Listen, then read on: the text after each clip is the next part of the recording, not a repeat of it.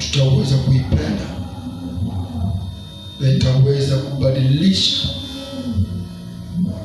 maisha yetu, itaweza kubadilisha wokovu wetu, itaweza kubadilisha yule mtu wa barabarani, itaweza kubadilisha yule mama ambaye amekaa pale nyumbani,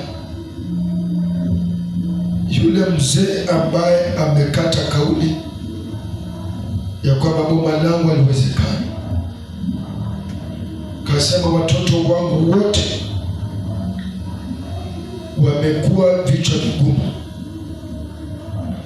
wote ni wizi, wote ni kuvuta bangi, wote ni kunywa pombe, wote ni vituko, hawambiliwi chochote kile. Bwana asifiwe sana. Kwa sababu andiko linasema kwamba neno la Mungu ni neno ambalo linaloonya na linalokaribisha, linalo hukumu pia. Bwana asifiwe sana. Linalotoa mtu katika mateso. Yule mtu ambaye haelewi, yule mtu ambaye haelewi chochote kile ambacho kinachofanyika. Bwana Yesu asifiwe sana. Asubuhi ya leo tunataka kwenda katika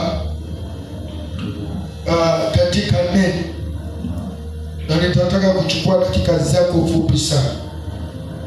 Nichukue dakika zako chache sana, kwa sababu kuna vipengele tofauti tofauti ambapo ziko pale mbeleni.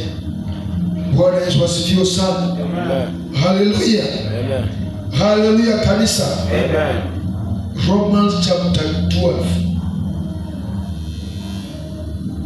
Romans chapter 12.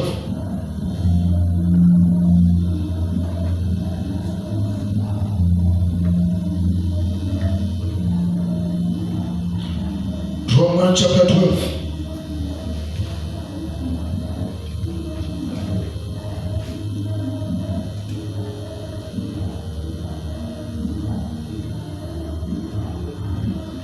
Verse 2.